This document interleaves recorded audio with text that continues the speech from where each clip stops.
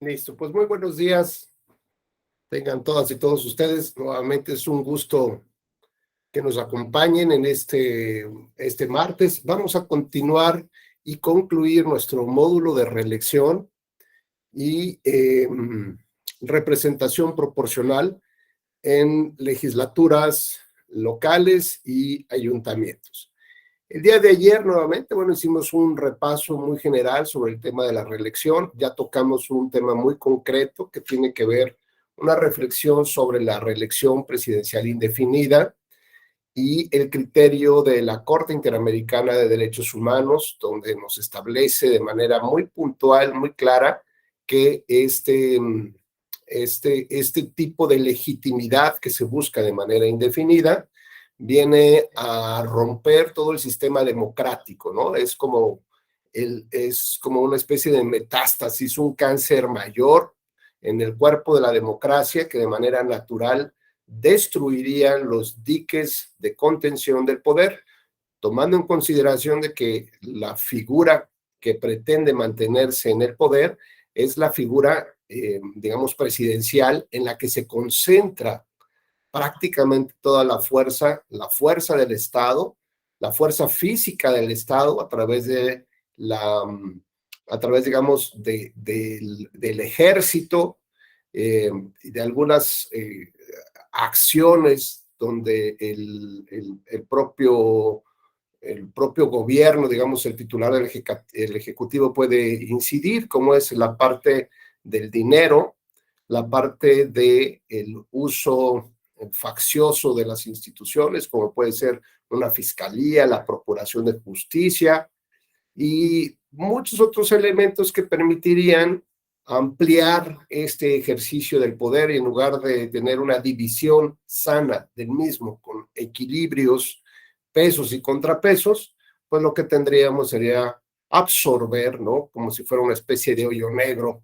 El titular del Ejecutivo absorbería prácticamente todo el ejercicio del poder, con lo cual al insistir que el poder es líquido y que no tiene nombres y apellidos, pues cuando ya no hay más espacio a donde se mueva ese poder, pues va a tratar de encontrar otros espacios. Y uno que es muy apetecible de manera natural es la libertad que ejerce el ciudadano, sus derechos humanos, el sistema de derechos humanos. Por lo tanto, es viable que el poder camine hacia ese punto para terminar regulando, estableciendo o disponiendo sobre el tema de las libertades de las personas. Y dijimos que hay tres ejes fundamentales mediante los cuales se puede limitar el derecho absoluto o la libertad de las personas. El primero es la oposición de otro derecho fundamental de otra persona. La segunda es el interés general de la comunidad. Y el tercero son aquellas determinaciones del Estado que considera que deben de llevarse a la práctica para fines del propio Estado, como un tema de fines legítimos. Por ejemplo, al poder determinar como una medida, por ejemplo, puede ser la castración física de los violadores, con el ánimo de bajar desde una política pública la incidencia de las violaciones, por ejemplo. Bueno, entonces hay que ver si la medida que se está asumiendo por parte del Estado, en este caso la castración física, la pena la pena de muerte y cualquier determinación que asuma el Estado, como por ejemplo la desaparición de poderes, como en el caso reciente lo vimos en el Perú. Bueno, pues hay que determinar o hay que hacer un análisis de constitucionalidad de esa medida. ¿En qué sentido? Pues bajo un test o un examen de proporcionalidad, que también ya lo hemos platicado. Este examen tiene tres partes de las cuales se componen. La primera es que la medida sea necesaria, la segunda que sea idónea y la tercera que exactamente haya un análisis de proporcionalidad. ¿Esto qué sentido? Pues un balance de razones positivas para llegar a ese objetivo que se está buscando, ese fin legítimo que se alinea a la Constitución y sobre todo que el daño que se provoca no sea mayor que el beneficio que se está buscando, ¿no? Que haya más o menos un equilibrio, aunque en ocasiones habrá un mayor daño a los derechos o a la restricción del ejercicio de los derechos humanos de las personas con el ánimo de lograr o de llegar a ese objetivo que busca el Estado. Recordaremos, por ejemplo, la Alemania después de la Primera Guerra Mundial, pues era una Alemania que estaba destruida, endeudada, carente de cualquier tipo de servicios, digamos, institucionales por parte del Estado. Luego, entonces, a partir de la Primera Guerra Mundial, pues lo que se busca es la reunificación de los alemanes, la idea de poder, de tener un comunitarismo, ¿no? De luchar por un ideal alemán, ¿no? En la reconstrucción de un Estado. Así que, por ejemplo, todas las medidas que implementaron los gobiernos o el gobierno alemán ya de cara a la Segunda Guerra Mundial y a la posguerra, pues fue con el único ánimo de reinventar el Estado. ¿Con esto qué quiero decir? Que todo el poder legislativo reguló en función del fin legítimo que era el Estado. ¿Y cuál es ese? Pues a lo mejor determinar que ya él, que es un experto, politólogo, comunicador, pues no podía ejercer ese oficio en plena libertad de trabajo o de profesión. ¿Por qué? Porque se necesitaban manos obreras que hicieran, por ejemplo, ladrillos para construir casas. Bueno, pues esa es una medida que establece el Estado y que restringe el derecho fundamental de la libertad de profesión. Hay que analizar cuál es este test, bueno, un test de proporcionalidad, si la medida es legítima, bueno, porque se une, se alinea con un fin legítimo, ¿cuál es? Pues sí, hay que construir un Estado. Después que la medida sea idónea, ¿no? Es decir, que vaya con esta lógica del cumplimiento, no nada más, digamos, que suponemos que va alineada, no, sino que objetivamente marquemos la ruta del por qué, cuánto tiempo va a durar la medida, etcétera, y cuál es el beneficio real, ¿no? Medible que podríamos obtener con esta restricción de la libertad de profesión, por ejemplo. La siguiente análisis, pues, refiere a que la medida sea necesaria. Es decir, que dentro de un conjunto de medidas viables, ¿no? Pues busquemos la que más rápido nos lleva a ese fin, ¿no? O sea, como un balance, es decir, esta es la mejor de todas las opciones que tengo. No hay otra mejor que esta. No hay otra mejor que, aunque también restrinja derechos fundamentales, ¿no? Pues a lo mejor sea en menor medida. ¿Y qué podríamos decir? ¿Qué más necesitamos? Pues a lo mejor que los médicos, Guadalupe, muy buenos días, que, por ejemplo, los médicos sigan atendiendo en los hospitales. A ellos no hay que restringirles la libertad de profesión, ¿de acuerdo? Entonces no podemos hablar de todas las profesiones. ¿Qué profesiones, digamos, ahorita podrían pasar a un segundo término? Bueno, pues aquellas que no sean esenciales para la sobrevivencia humana, como el tema de la salud, como el tema del alimento, de la construcción y de las armas, por ejemplo. Entonces necesitamos manos obreras que vayan a hacer armas, por ejemplo, ¿no? O banqueros. En fin, veamos cómo la medida debería tender a matizarse para lograr que dentro del conjunto de posibilidades que hay, esta es la mejor de todas, ¿no? Y el tercer elemento, decíamos, es un test exacto ya, preciso, de proporcionalidad en estricto sentido, o digamos, propiamente dicho.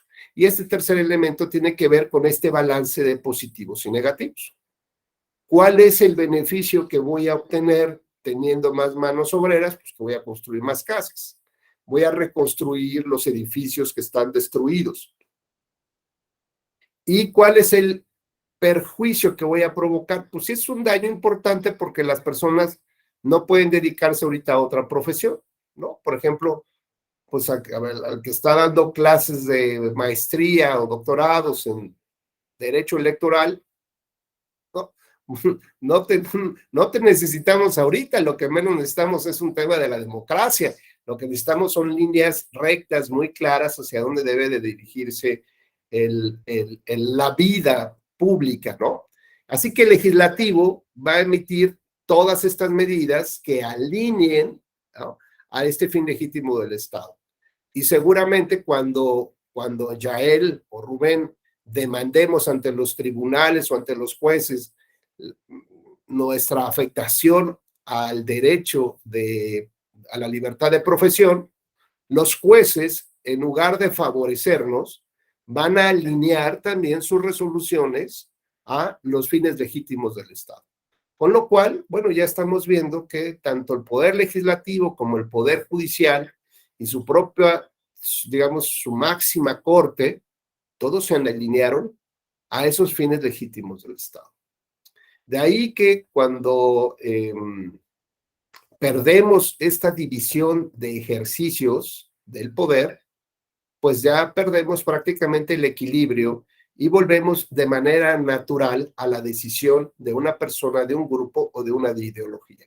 Y todos tenemos que bailar al son que nos toquen, porque va a llegar el momento en que ese gobierno, dado el ejercicio de poder que todos los días está llevando a cabo, se va a convertir en un autoritario y después un totalitario y concluirá con una dictadura, donde todo aquel ya que piensa diferente al Estado es un traidor del Estado, es un enemigo del Estado y al que se le debe de aplicar la ley y la justicia. Porque si una persona se saltaba, digamos, el famoso muro que dividía las Alemanias, pues si tenía esa intención de irse, digamos, a la parte más occidental, donde había otro conjunto de libertades, bueno, lo que iban a hacer en ese momento era, según decía la normativa de aquella época, darle 2 avisos con 2 disparos al aire, ¿no? Los centinelas del muro daban 2 disparos al aire y con ello significaba que la tercera iba al cuerpo. O te regresabas o la tercera iba al cuerpo. Y entonces tenemos este caso, ¿no? Que se juzga en los tribunales, en donde el centinela pues sigue una instrucción que es una regulación de derecho y está obligado a defender los fines legítimos del Estado. Así que hay 2 personas que intentan brincar el muro, pues da sus disparos y el tercero, baolas, ¿no? Mata a uno de ellos y el otro pues se regresa. En el análisis de justicia sobre sobre los centinelas del muro, en ese caso en concreto, ¿cómo creen que hayan resuelto, Raúl, muy buenos días? ¿Cómo crees que haya resuelto el tribunal alemán respecto de de la acusación de la violación y muerte, violación de derechos humanos y muerte? Bueno, no había este concepto de derechos humanos, ¿no? Pero del derecho a la vida de esta persona. ¿Cómo crees que ha resuelto ese tribunal? No lo sé, profesor. Usted siempre nos pone unas preguntas muy... Acuérdate que, bueno, todos estamos, digamos, bailando al son que nos toca el superestado y tenemos ya un estado muy musculoso, muy poderoso y estamos viendo cómo se han llevado a los polacos, a los judíos, ¿no? Estamos viendo cómo hay decisiones de fuerza del Estado, legitimado a través, pues, de todo este aparato, ¿no? Y además por uno adicional que se llamaba la SS, ¿no? Que era un sistema secreto de seguridad, donde llegaban y pues te desaparecían, pero quién sabe, no era el Estado, ¿no? Aunque todo el mundo sabía que llegaban con su sombrerito negro, su gabardina hasta el tobillo, y llegaban y te desaparecían. ¿Y quiénes eran los de la SS? Pues eran aquellos militantes del partido político que se fue formando y que les dieron estos espacios porque la gente, el vecino común y corriente, ¿no? Por ejemplo, tú y yo somos vecinos, yo te conozco, como me dicen, I'm watching you, Raúl, y yo te he escuchado varias veces cuando estamos echando unos alcoholillos y tal, cómo te has expresado de la gente, del gobierno, quiénes son tus cuates, con quién te llevas. Bueno, pues puede ser que entonces yo fácilmente me pueda convertir en esta especie de espía vecinal, ¿no? Y yo denuncio a mis propios vecinos con tal de asumir más poder, ¿no? O que alguien me caiga mal.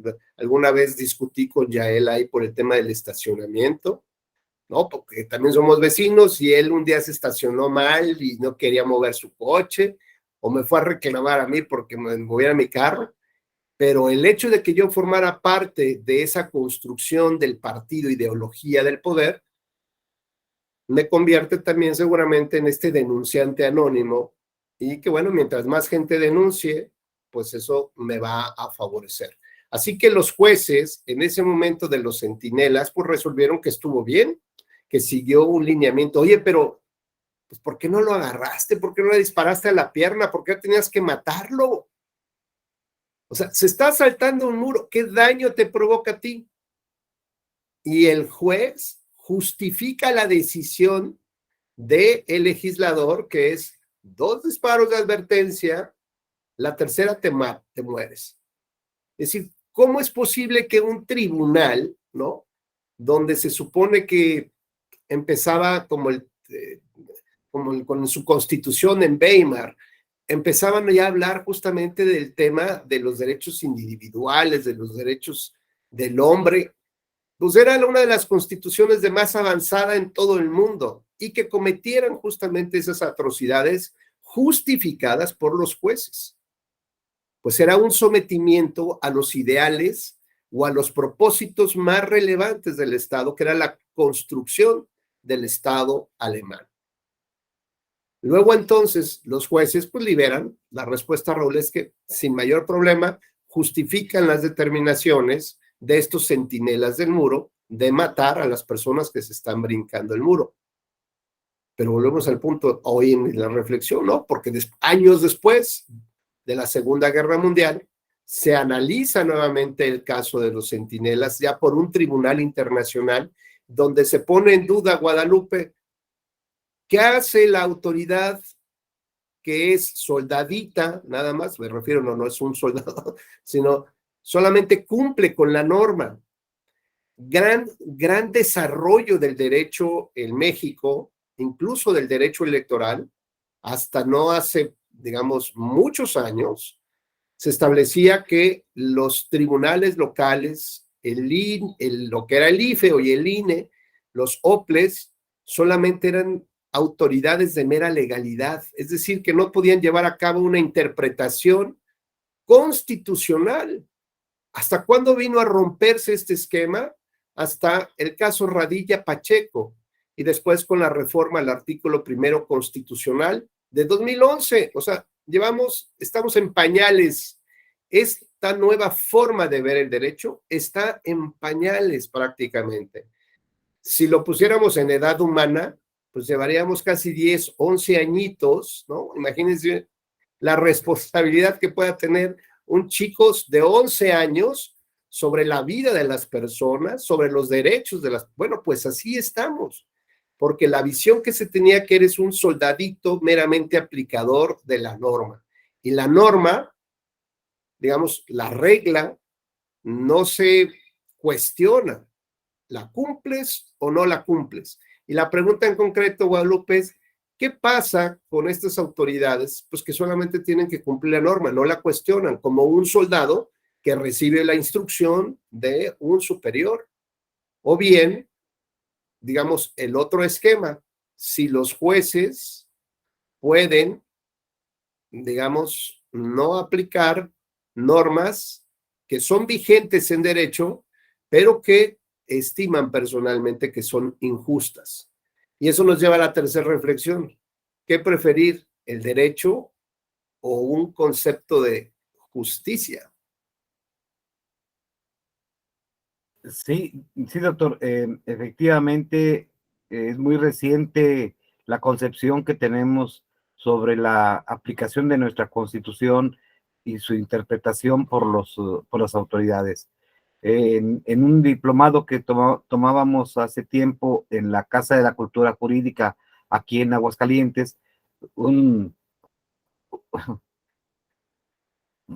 pena ajena, el presidente del Consejo General del Instituto Estatal Electoral se atrevió a cuestionar que si entonces la Constitución la podíamos interpretar, pero por supuesto que la podíamos interpretar.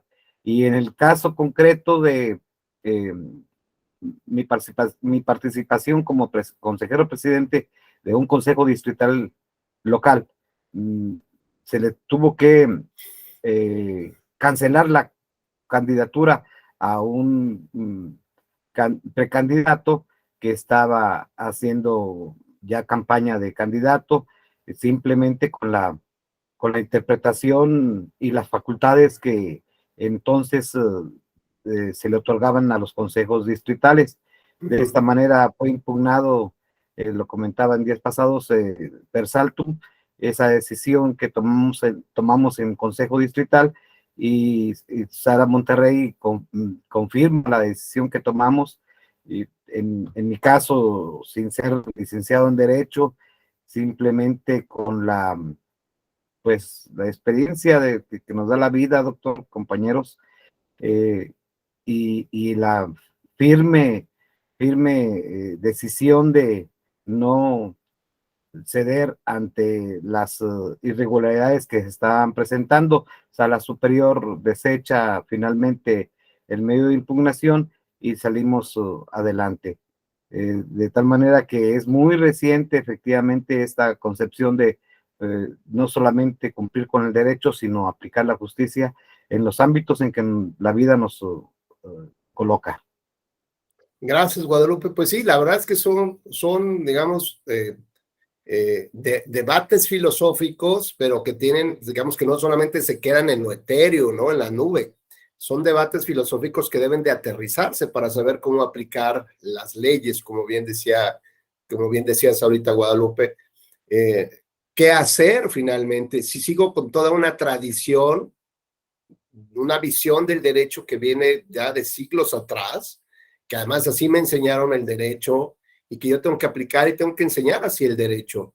Decía yo, no hace mucho el Tribunal Electoral del Poder Judicial de la Federación tenía ese criterio de los tribunales locales. Tú no puedes, sin aplicar ninguna norma, sobre pretexto de un análisis que hagas a un acto sobre el cual se sustenta en una norma que es inconstitucional, dice, tú aplícala. El único que puede hacerlo soy yo. Y luego lo mismo, como dicen, nos dieron nuestra, ¿cómo dice? Nuestra propia medicina, cucharada, nuestra propia medicina, porque la Suprema Corte también nos dijo lo mismo. Tú tampoco, tribunal, puedes hacer eso. La única que puede hacerlo soy yo. Y tuvo que venir la Corte Interamericana, ¿no? Para poner un poco de orden en ese tema y decir, a ver, tienen que hacerlo porque no importa quién lo haga, si sea la corte o sea el tribunal. El asunto es que no hay una vía clara para que una persona se queje de un acto que le está afectando, que está sustentado en una ley que puede ser inconstitucional. Y como se trataba de temas electorales, pues no procedía la vía de amparo ni por tanto llegar a la Suprema Corte. Solamente hubiera una acción de inconstitucionalidad, pero el ciudadano no la puede promover. Solamente un porcentaje de los integrantes de las cámaras, en ese entonces el procurador o el fiscal o la presidenta o presidente titular de la Comisión Nacional de Derechos Humanos o el presidente de la República o las dirigencias nacionales de los partidos. Pero, ¿y la afectación a mí, Rubén? ¿Quién? Pues le voy a ir a pedirle a un partido que presente la impugnación por mí, pues van a decir, ¿y tu partido qué afectación tienes, no? Si el afectado es Rubén, pues si no hay una vía constitucionalmente legítima para poder cuestionar vía un acto de aplicación, tampoco podía ser vía acción de inconstitucionalidad. Y por parte de los medios de impugnación electorales, pues ya la Corte le había dicho al tribunal, ni te metas en esos temas, compadre, ¿no? Entonces tuvieron que acudir a la Corte Interamericana y ya pocos días antes de que emitiera su resolución, casualmente, decía yo, se levantaron, despertaron los ministros en un ánimo reflexivo. Dijeron, no, oiga, yo creo que esto, por alguna razón, no sé qué soñé, ¿no? Ayer tuve un sueño, como diría, ¿no? Y soñé que el tribunal podía inaplicar para el caso concreto leyes electorales. Y bueno, pues entonces lo que hicieron fue modificar sus jurisprudencias y luego también el legislador también modificó él y ya dejó establecido efectivamente que el tribunal sí tiene facultades y lo dejó de manera expresa. Ya después, a las semanas, llegó la resolución de la Corte Interamericana de Derechos Humanos. Por cierto que acaba de resolver, le decíamos, platicábamos ayer, acaba de resolver el tema de la prisión preventiva oficiosa, donde señala que es inconvencional, ¿no? La prisión preventiva oficiosa, no la justificada, no la que se dice donde hay un razonamiento, dicen, esta persona tiene que estar en la cárcel porque es un peligro, ¿no? Que esté deambulando ahí. Bueno, pues ahí habrá razones y sobre todo los jueces valorarán la petición que haga la fiscalía en la acusación para saber si esa persona cumple ciertos requisitos para estar adentro, ¿no? Para estar detenida y no solamente por un tipo de delito. Oiga, es que fíjese que los delitos fiscales, ¿ok? Y el señor, ¿cuánto defraudó al Estado? Pues lo defraudó en 7,000 pesos. ¿Eso motiva una prisión preventiva oficiosa por un delito fiscal de 7,000 pesos? ¿Va a huir del país? Pues me queda claro que en cierto sentido común no, ¿verdad? Pero si me dicen que son millones de dólares de defraudación, pues a lo mejor, no sé si huya del país o no huya del país, pero creo que hay otros activos que yo puedo tomar para recuperar o para garantizar el daño. ¿Y para qué lo quiero tener ahí adentro? Nadie se va a responsabilizar. Bueno, pues a lo mejor le pongo estas pulseras, ¿no? Para saber dónde anda. O a lo mejor, ya saben que dicen que todos los delincuentes, los grandes delincuentes, así como los grandes presidentes, tienen un doble, ¿no? Y entonces luego, pues cuando es necesario echar mano de él, ya sabes, compadre, pues vas detenido. Mientras el otro anda huido ya con toda una, ¿cómo se dice? Pues ya con cirugía estética y todo, ya transformado para que nadie lo agarre, ¿no? En fin, el asunto finalmente donde quería yo llevarlos es que los derechos humanos pueden restringirse y en esa restricción solamente hay estas tres posibilidades hasta este momento. La oposición de otro derecho fundamental, la segunda tiene que ver con el interés general, el interés común de la sociedad para que se tomen esas medidas, como el tema de la pandemia, por ejemplo, y el tercero, el tema de los fines legítimos que el Estado pueda asumir para el beneficio del propio Estado, ¿no? Como tal, y de ahí, pues evidentemente, en una absorción del ejercicio del poder, pues el Estado puede considerar que venga de nuevo la prisión preventiva oficiosa, ¿no? Venga de nuevo las casas de arraigo, porque de esa manera el Estado va a lograr sus políticas públicas de seguridad, pero a lo mejor puede ser la desaparición oficiosa, ¿no? Llega y cuéntanos quién es tu vecino, ¿no? Ah, es que mi vecino está criticando mucho al gobierno, sacó estos panfletitos y suben sus redes sociales. Bueno, pues Iván, ya llegaron por Yael, llegaron por Raúl, por Guadalupe, por Rubén, por andar aquí de críticos de un sistema. ¿Por qué? Porque el Estado considera que debe de haber paz y tranquilidad. Oye, pero es que no tengo derecho a, no, quiero reclamar mi derecho a votar, tampoco. ¿Por qué? Pues porque ahorita no queremos elecciones democráticas. Espérate, necesitamos concluir el proyecto de nación que tenemos. Espérate, más o menos unos 100 años y ya vuelves otra vez al tema de la democracia, en lo que nos dan chance de organizarnos y van a ver, va a estar, como dicen mis compadres regios, va a estar con madre esto. Pues no, evidentemente eso no se puede hacer. Así que, bueno, pues ahora esto viene muy a cuento con lo que platicamos estos 2 días sobre el tema de la reelección, ¿no? Que ya vimos que lo que está de fondo en la reelección es el mantenimiento del poder. En esencia, ese poder está adherido a la piel. Y una vez que logras tener ese poder, pues no lo quieres dejar. ¿Por qué? Pues porque no sé, el ser humano es así y así hay que entenderlo. Ahora, hay posibilidades de extender el mandato, es decir, extender el poder de esa persona, sí, siempre y cuando existan verdaderos controles para que esa extensión de mandato, digámoslo así, no se convierta después en un cáncer para la propia democracia. Pues tendrían que tener, digamos, estas medidas de llamémosle así, de equidad en la contienda, de mayor fiscalización de los recursos, de los servidores públicos que buscan la reelección o que tienen a su mano, pues el dinero público, los medios públicos que todos pagamos y que no se vale que los utilicen para un beneficio personal. Por eso es que en la propia Constitución General de la República se establece determinantemente que ningún funcionario público puede hacerse promoción personalizada. Y ahí veamos, agarre cualquiera, presidente municipal inauguró una escuela, un mercado, y está en las páginas oficiales, está su foto inaugurando el mercado. Su foto, ¿no? Platicando con los vecinos. ¿Eso es promoción personalizada? Evidentemente sí. ¿Por qué? Porque la Constitución dice ni su imagen, ni su nombre, sino son acciones del gobierno como tal, no de la persona en concreto, sino son acciones del gobierno. Así que prácticamente todos los servidores públicos, a lo mejor sin pensarlo, ignorando la norma y lo que pueden hacer, y otros no tanto, lo que hacen es hacerse una promoción personalizada con el dinero público, ¿no?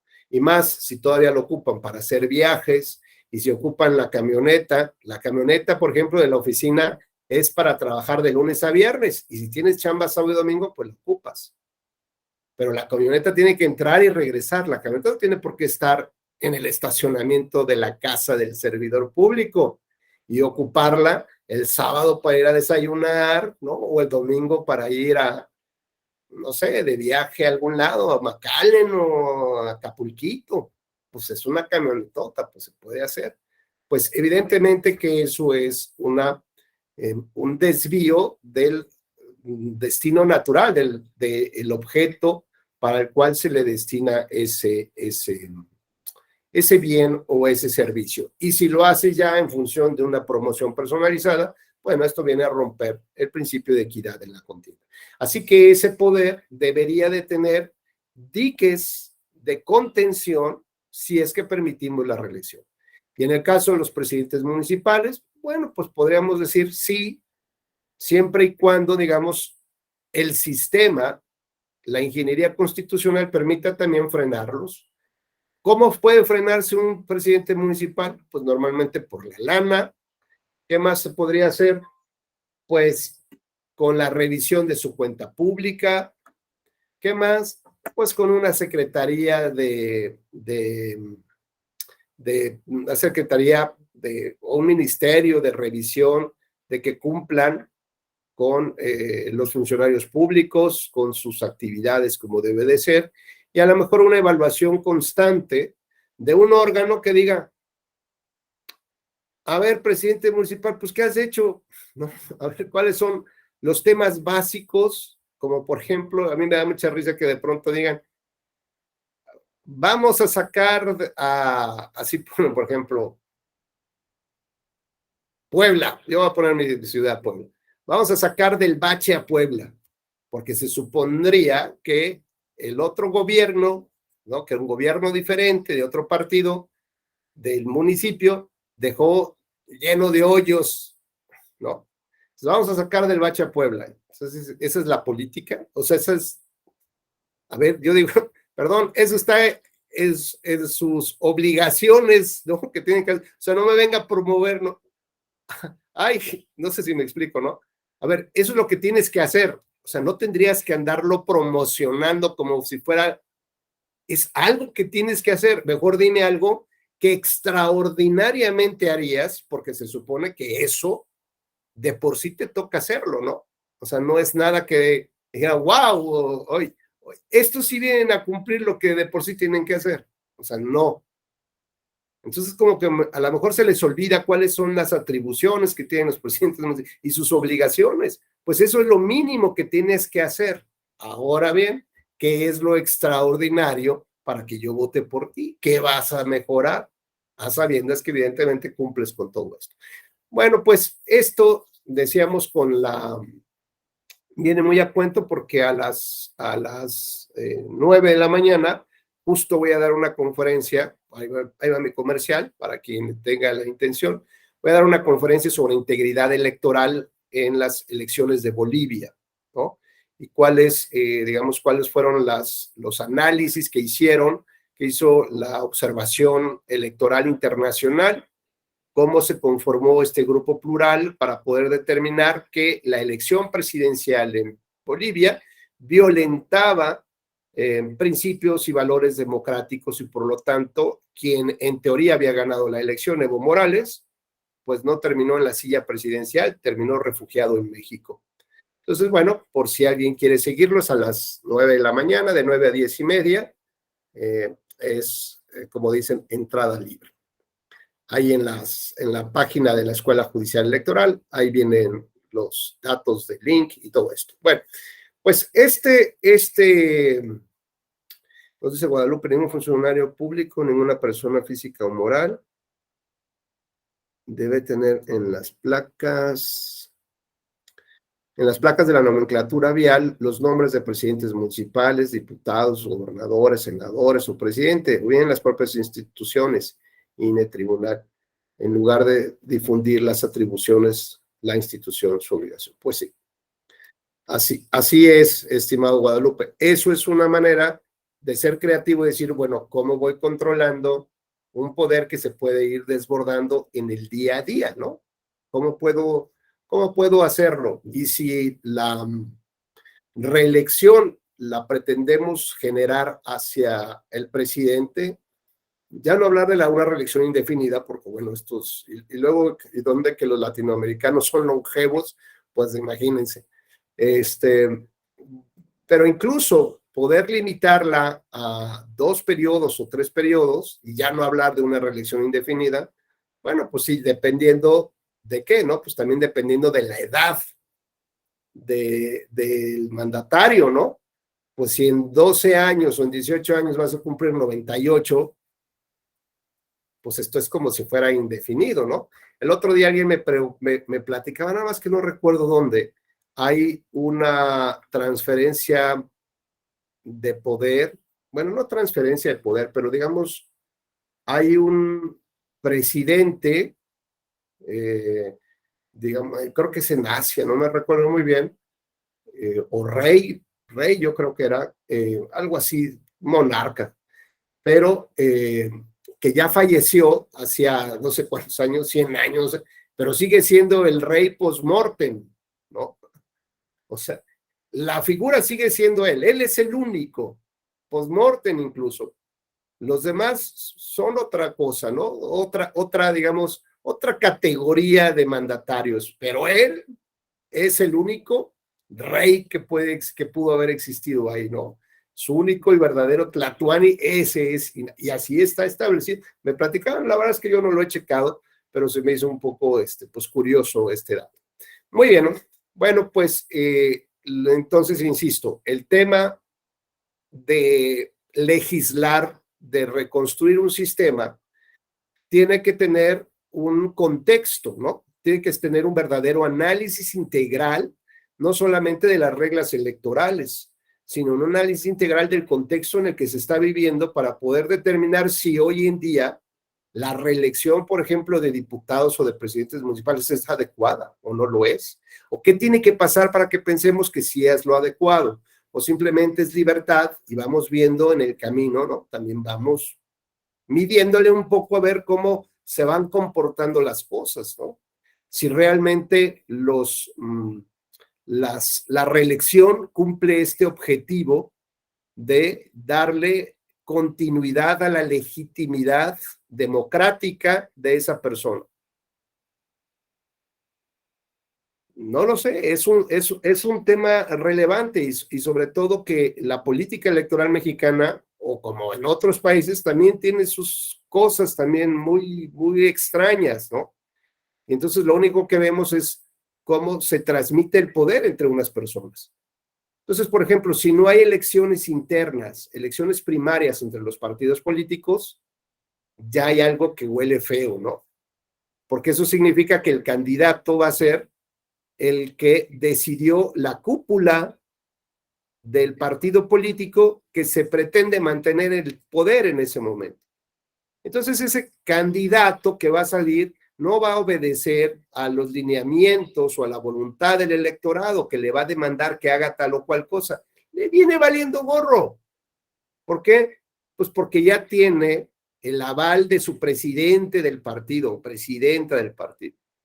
Entonces, la relación que va a tener es con él, no con el electorado. Luego, entonces, a esa persona le vamos a dar la posibilidad de la reelección, pues es para mantener su vinculación con ese liderazgo, con ese grupúsculo del poder.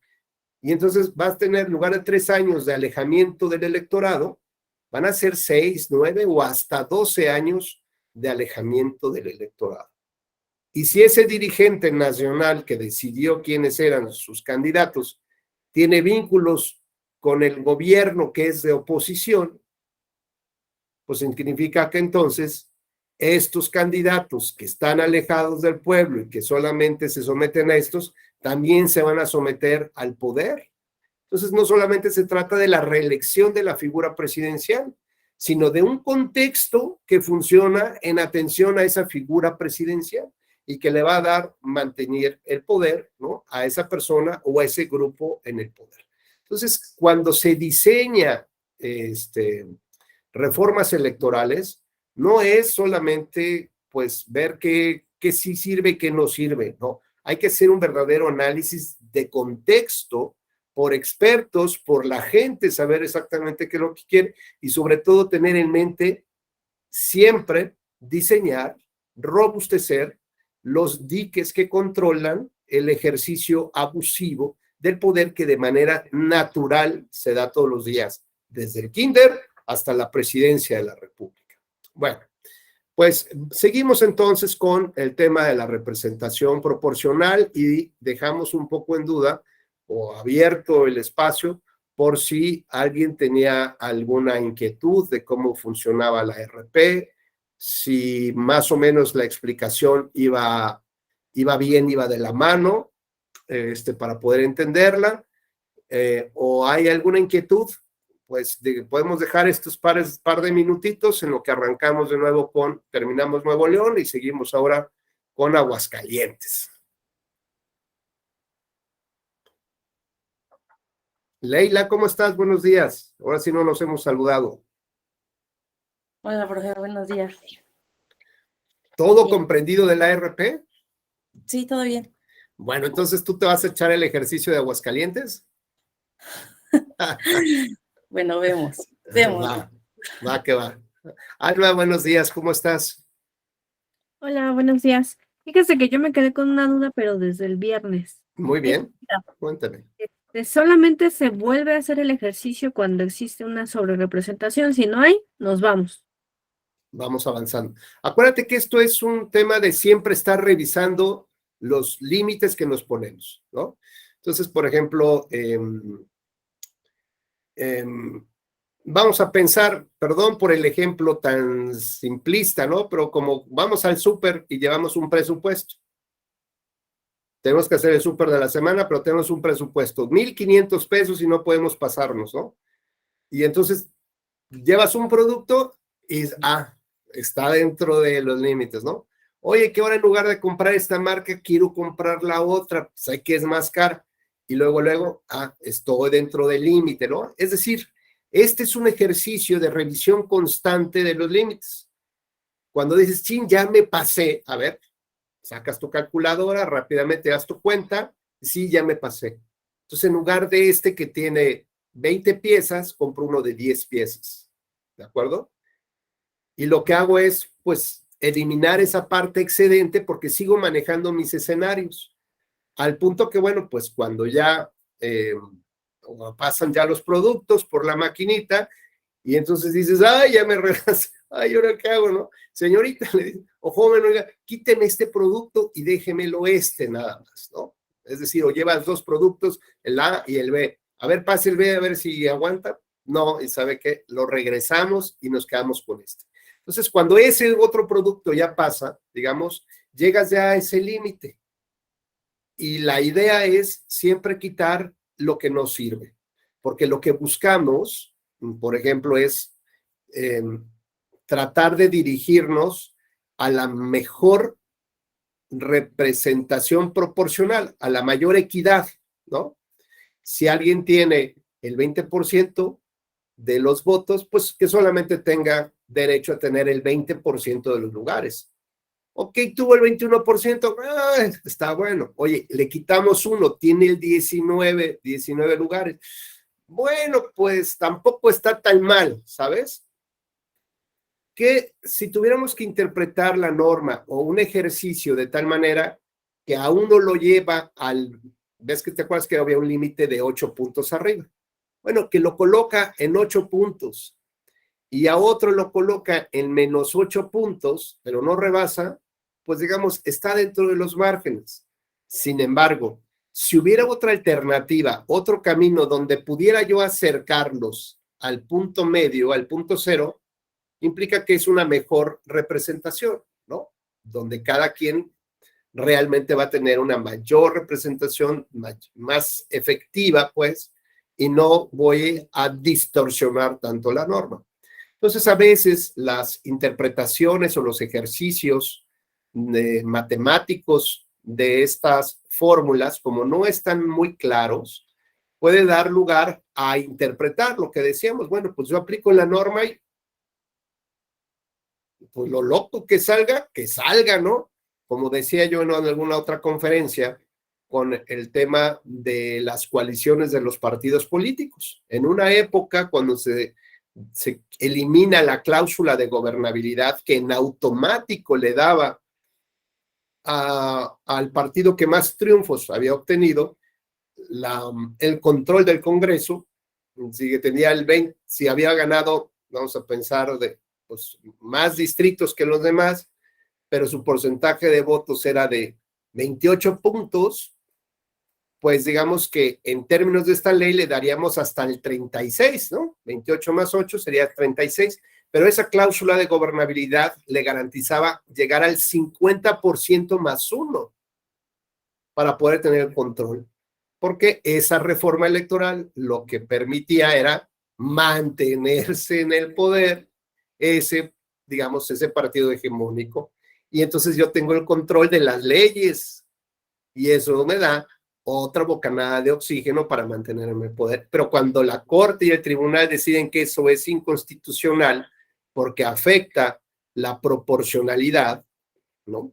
Entonces se les ocurrió que por un convenio de coalición entre varios partidos políticos, uno podía transmitirle los votos que le había dado la ciudadanía a sus asociados, con el ánimo de que se mantuvieran en el registro, ¿no? Como en el registro, digamos que siguieran vigentes su registro a pesar de que la población los castigaba y decía, ¿estos quiénes son? O sea, no bien rémoras, nada más vienen a vivir del presupuesto, vámonos, esto no representa nada. Y el partido mayor decía, no, ¿cómo no? Son socios estratégicos y yo le voy a dar mis votos. Y la pregunta es, ¿eran tuyos? ¿No? Eran de la gente que votó por ti, y tú no tienes derecho a decidir qué hacer ahora con ese voto, porque no se los dio a ellos, te los dio a ti, y tú vas y se los das a otros válidamente para que mantengan su registro. Y al año siguiente, bueno, no solamente el registro, sino les dieron espacios del Congreso. Y el problema fue que al año siguiente, cuando se hace el cálculo del financiamiento público, había una colita que pocos habíamos visto en la regla, que decía que después de aplicar el financiamiento, o sea, la fórmula de financiamiento, ya tener la bolsa que vas a repartir entre todos los partidos políticos, decías, y multiplícala por el número de partidos que tengan representación en la Cámara. Decíamos, ya salió el diablo aquí, ¿no? Pues, ¿por qué? Porque en lugar de tener una bolsa así, tuvieron una bolsa así. ¿Por qué? Pues porque ya habían previsto que tenían que mantener a esos rémoras, llamémosle así, que pedecía la gente, para que a ellos les dieran más dinero. Entonces lo que hicieron fue cambiar nuestros votos por dinero. Vendieron nuestros votos y al año siguiente les dieron mucho, mucho dinero por nuestros votos. ¿Hasta qué? Bueno, pues hasta que el propio tribunal también determinó que la transferencia del voto es inconstitucional. Bueno, pues de esta manera, así, digamos, nos hemos mantenido con este asunto, salvo que ahora en la iniciativa de la reforma del Plan B, ahí viene de nueva cuenta la transferencia de votos para ese objetivo. Bueno, entonces, justo un poco lo que comentaba Salma, pues tiene que ver con la revisión constante y permanente de que a cada paso que das tienes que checar el límite, ¿no? O sea, tienes que checar que no estés rebasando el límite, porque si no, pues es trabajar de manera innecesaria, ¿no? Y el otro punto que vimos es que la lógica nos indica, aunque la ley no lo diga así, que los OPLES deben de esperarse a que se resuelvan todos los medios de impugnación, porque si no, ahí van de nueva cuenta. Los medios de impugnación tienden a anular la votación en casilla o una elección, y si no, ahí vienen de nueva cuenta. Yo entiendo que la presión de los electos es mucha, ¿no? Yo ya quiero que me des mi constancia, a mí me vale, yo ya quiero salir y decir que soy diputado, que soy presidente, me vale lo demás. Tú di que yo ya soy, aunque después me la quites, pero yo ya soy, porque a ver, después quién me la quita, ¿no? En fin, entonces es una revisión constante, permanente de esto, ¿no? Y nos pregunta Guadalupe cuál es mi opinión al comparar la RP en nuestro país con la proporcionalidad pura, sin barreras legales iniciales, y la eliminación de las coaliciones y candidaturas comunes. Bueno, con mucho gusto. Platicábamos con Alma que la idea es que la proporcionalidad sea más justa, ¿no? Que refleje de manera más efectiva y más eficiente la realidad. Un partido obtuvo el 20% de los votos, pues le corresponderán el 20% de los asientos, con independencia del mecanismo mediante el cual los haya obtenido, ¿no? Esa es la primera idea. Eso significa que mientras más cerca del cero me encuentro, o sea, si en esta tablita tengo 0, 8 puntos arriba y 8 puntos abajo, mientras más cerca del cero me acerco, pues significa que va a haber una mayor proporcionalidad. Pero cuando llego al cero, es lo que Guadalupe nos señala como una proporcionalidad pura. ¿Esto qué significa? Pureza.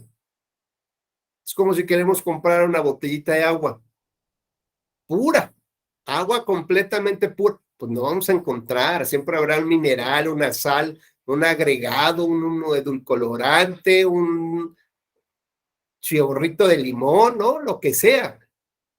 Sin embargo, no podemos tener la proporcionalidad pura al 100% porque cada asiento pesa diferente. ¿Qué tendríamos que hacer para tener proporcionalidad pura? Pues que no haya triunfos de mayoría relativa. Porque ya dijimos, cada distrito tiene un peso específico. Hay distritos donde la gente participa mucho, por ejemplo, en las comunidades urbanas, en la capital, la gente va. Eso tiene un peso muy diferente al de una comunidad indígena, por ejemplo. Son pesos diferenciados de manera natural. Mientras uno tiene que ganar 10,000 votos, el otro con 400 votos, 5,000 votos ya la hizo. Eso también es un peso diferenciado.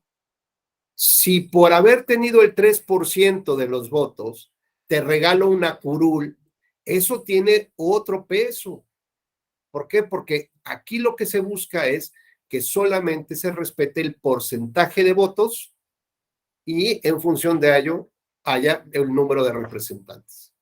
Tuviste el 3% de los votos, pues te tocará el 3% de la integración de la Cámara. Si eso te da algo, pues ese algo debe ser, pero siempre en un número entero, ¿no? A lo mejor te toca el 0.8, bueno, pues no puedes tener 0.8 de diputado, no alcanzaste el 1, no te toca a lo mejor sí, a lo mejor no le toca nada. Vamos a pensar que si es una integración de 100, pues el 3%, pues serán 3, pero si es una integración de 20, bueno, pues hay que hacer el porcentaje, cada uno irá viendo cuál es exactamente lo que le corresponde, ¿no?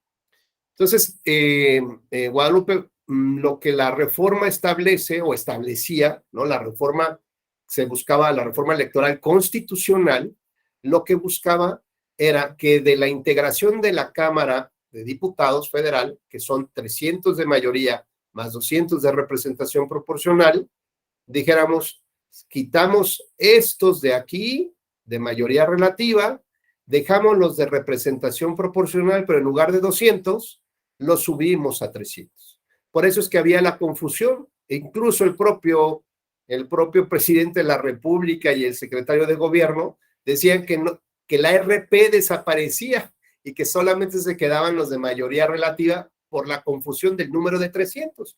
No por otra cosa, pero la verdad es que tampoco tenían muy claro cómo iba el tema de la propuesta de la reforma. Y lo que buscaba era desaparecer mayorías relativas y mantener la representación proporcional ampliada de 200 a 300, un poco más. Está bien, a mí me parece, o sea, puede funcionarnos el sistema siempre y cuando haya un análisis del contexto político, del momento de la población, ¿no? ¿Por qué? Pues porque, digamos, si un partido político de oposición, por ejemplo, tiene digamos, concentrada en un territorio, en varios territorios, su voto, por ejemplo, normalmente dicen que las capitales de los estados son normalmente oposición, ¿no? O pueden ser panistas, pueden ser priistas, ahora son emesistas, pero normalmente, digamos, es como donde viene más la reflexión sobre la falta de resultados de los gobiernos y donde se provoca la alternancia, ¿correcto? Bueno, pues esos espacios, imagínense, si en Puebla el PAN gana, tiene 6 distritos electorales, y vamos a poner un partido de oposición, normalmente, tradicionalmente gana ahí, eso le garantiza 6 diputados, porque ganó en sus territorios, le garantiza 6 diputados. Pero si eliminamos estos triunfos, lo que voy a hacer es tomar los votos de estos 6 lugares y los voy a combinar con todos los del estado. Y entonces lo que voy a tener es la fuerza de los partidos políticos. Entonces, a lo mejor estos 6 individuales, pues sí me daban 6 lugares, pero estos 6 o los votos recibidos en estos 6 distritos se difuminan, se atomizan entre todo el estado y sobre todo si mantengo el sistema de 5 franjas, 5 regiones de la representación proporcional federal. Esto significa que el territorio está dividido en 5 regiones, son 5 circunscripciones. Así que, por ejemplo, la cuarta circunscripción que corresponde a Puebla está relacionada con Tlaxcala, con Hidalgo, con Ciudad de México, por ejemplo. Entonces, los votos localitos de 6 regiones no solamente se van a atomizar con todos los votos de Puebla, se van a atomizar con los votos de Ciudad de México, de Hidalgo, de Tlaxcala, ¿no? Con toda esa franja, y el país se divide en 5 regiones. Con lo cual, un partido que puede estar en el poder y que puede influir en el número de votos, pues resultaría que lo que haría en este momento es, al eliminar los pequeños triunfos donde estos partidos pueden tener espacios de decisión en la Cámara, se los quita y atomiza la fuerza para el partido mayoritario. El partido mayoritario, pues es el que va a tener el control completo, justamente, o puede llegar a tener el control completo de la Cámara. Y alguien diría, bueno, pues si tiene el número de votos suficiente que lo tenga. El asunto que hay que ver es seguir analizando el tema del contexto, porque junto a esa reforma venía la disminución de los recursos de los partidos políticos. Híjole, y entonces luego, pues, ¿y ahora con qué recursos voy a manejarme yo? ¿Cómo voy a ser competitivo? Pero junto a esa reforma venía otra donde decía, los servidores públicos pueden utilizar, ¿no? Pueden hacer campaña para sus candidatos. Y junto a esa reforma venía otra que decía, desaparezcamos a la sala regional especializada para que no haya, digamos, procedimientos donde nos digan, oye, no puedes hablar, sí puedes hablar, no puedes decir esto, no puedes apoyar esto. Donde venía una disminución del personal de la autoridad electoral para que no hubiera una adecuada, bueno, va a ser parte de las consecuencias, una adecuada fiscalización de los recursos. Si de por sí así es sumamente complicado y todas las campañas manejan recursos por debajo de la mesa y todos los partidos y candidatos pues no quieren transparentar totalmente sus recursos, ¿no? Siempre tienen dinero paralelo, maletas de dinero que se mueven en los aeropuertos de un lado al otro. Bueno, pues todo esto pasa, con lo cual, en digamos, como caldo de cultivo, ¿no? Pues claro que dejar la representación, solo representación proporcional, pues es darse un balazo en el pie, ¿no? Por eso insisto, cuando se analiza, cuando se va a llevar a cabo una reforma electoral, hay que hacer un análisis del contexto completo, de cómo engrana una cosa con otra. Lo decía yo con el tema de las coaliciones. Bueno, pues a lo mejor decía uno, no está tan mal porque no vemos el fenómeno así, o la gente pues tampoco tiene por qué saber cuál es la consecuencia, y aún así los que se dedican a esto, pues tampoco la llegamos a ver en principio, ¿no? Después ya fue el espanto cuando se incrementó una bolsa y se determinó que el tope de gastos de la campaña estaba en este nivel, con lo cual el recurso público debería estar abajito para que se complementara con el recurso privado y llegaras al tope. Pero si te digo que tienes derecho a gastar esto, Raúl, y luego yo te doy dinero para que gastes hasta acá, pues, o sea, es un absurdo el de la ley, ¿no? Es un absurdo del sistema. ¿Cómo es que solamente puedo gastar acá, pero me estás dando esto? Y después yo no te puedo fiscalizar todo esto. Pues yo sé que todo esto lo vas a ocupar para esto, o para tu bolsa, o para la bolsa de los partidos, cuando no hay una adecuada fiscalización, aunque se hacen excelentes trabajos, pero no alcanza para poder fiscalizar como debe de ser a todos. Y la autoridad, yo pienso que además se ha echado para atrás en el tema de la fiscalización, porque justo lo que se requiere es que no haya malas praxis, y no por falta de personal o por falta de tiempo, por la complejidad, pues lo hagas como al azar, ¿no? Vamos a hacer un monitoreo así como de uno que otro, los más importantes sí, y de los demás, pues nada más su arranque de campaña y su cierre de campaña. Y ya, eso es todo. Sí, eso es todo. Bueno, pues esto más o menos es lo que tiene que ver con la proporcionalidad pura. No dice, en estos años en Aguascalientes existieron boletas específicas para plasmar el voto del elector en favor de sus candidatos o partidos para cargos de diputados de RP. Boleta errada con H para que no suene equivocada. Ok. Interesante. Bueno, hay otros métodos de selección, ¿no? Por ejemplo, puede ser que más o menos el que tenemos nosotros se llama lista cerrada. ¿Por qué? Porque los partidos ya definieron quiénes son las personas que se encuentran en la lista. Ya no hay más invitados, ¿no? Los novios dieron la lista de su invitado y esos son los únicos que podrían tener derecho a entrar. Con lo que me dice Guadalupe, lista cerrada y bloqueada. Ahora, puede haber listas abiertas. ¿Y esto qué significa? Pues que la gente vota, ¿no? Por las personas que quiere que estén en esa lista, no porque necesariamente ganen en un lugar, ¿no? Determinado, sino yo quiero que estos sean los que integren la lista de ese partido político. Yo veo quiénes son, pues los que más me interesa que lleguen, pues son estos y estos, ¿no? Y hay otros, por ejemplo, que se llama premio de segunda minoría que tiene, premio de segunda minoría que tiene Nuevo León. La legislación de Nuevo León no tiene una lista cerrada ni bloqueada. La representación, los candidatos que van a entrar por representación proporcional son los mejores perdedores de la elección. ¿Esto qué significa? Que no hay unos que compiten para la mayoría relativa y otros que van para la representación proporcional, ¿no? Sino yo perdí, bueno, pero le eché muchas ganas, pero soy de mi partido el que más votos o mejor porcentaje tuvo de los que perdimos de mi partido, tengo derecho a estar en la lista de representación proporcional. Con lo cual a mí me parece que gracias, Guadalupe, también en Aguascalientes está esa figura. Con lo cual a mí me parece que es más justo en términos del contexto.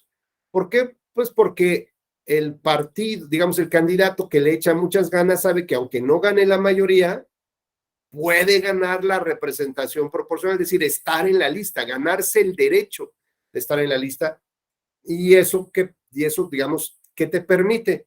Pues que no tener una fractura, ¿no? Por ejemplo, decir, claro, yo soy el que tengo que ir por mayoría, yo soy el que tengo que buscar la lana, soy el que tengo que gastar, soy el que tengo que gastar las suelas, el que tengo que generar compromisos, mientras el hijito de, ¿no?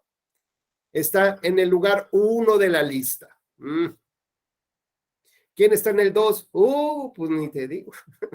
Y los primeros 10 lugares, no, hombre, son los intocados, esos son dioses, esos cuates, hasta que llega la acción afirmativa y les dice, dentro de esos 10 lugares, me pones a un indígena, ¿no? Y entonces de pronto llora, yo soy indígena, ¿no? Yo soy indígena, autoadscribo indígena. Oye, y dentro de esos 10 lugares, en cada una de las listas, me vas a poner también a un inmigrante. Yo tengo casa en Texas, yo tengo mi casa allá y tengo mi green card, ¿no? Yo tengo mi green card, soy inmigrante. Oye, pero vas de fin de semana, pero tengo negocio allá, tengo una paletería y que esa es la forma como vinculo con la comunidad, ¿no? Bueno, pues también te adscribes migrante, pues ahí vas. Y yo, como dicen, el grupo LGTB+, pues yo también soy, ¿no? Es decir, pero nada más que no reveles mis datos, porque eso es muy privado y si no me vas a revictimizar. Oye, y luego dice la comunidad LGTB, oye, ¿quiénes son los candidatos de nuestra comunidad que nos representan, no? Nadie sabe por qué, pues porque por protección de datos personales no se puede decir quiénes son. Sí, ¿cómo que no sabemos quiénes? Sí, no sabes quiénes son los candidatos por protección. O sea, quienes entraron por acción afirmativa como LGTB, no puedes saberlo. Pues claro que impugnaron y le dijeron, oye, tribunal, pues yo pertenezco a la comunidad y no sé quiénes son. Yo estoy participando, me dijeron que yo no, pero no sé quién sí quedó. Necesito saber quién sí queda para saber si me está representando. Y cuando se enteran quiénes sí son, ¿no? Pues algunos se bajaron con tal de que nadie dijera nada en las redes. No, yo no, fue un error ahí, yo no voy por esa, ¿no? Bueno, pues esto también son formas de defraudar a la norma con el tema de la autoadscripción, ¿no?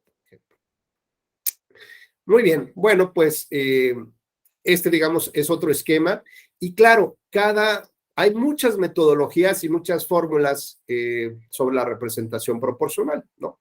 Hay fórmulas que permiten, digamos, meter otros factores, fórmulas matemáticas que permiten meter otros factores para tratar de corregir la distorsión, ¿no? Tratar de acercarla más al cero. Pero bueno, pues esto es lo que tenemos, ¿no? Hay una fórmula que se llama, por ejemplo, de Hunt, y esta fórmula, pues lo que busca también es meterle ciertos elementos para tratar de distorsionar, perdón, que no se distorsione o que en realidad se pueda llegar a otros tipos de esquemas de representación máxima, ¿no? Como tal. Muy bien, bueno, pues vamos a continuar con nuestra presentación.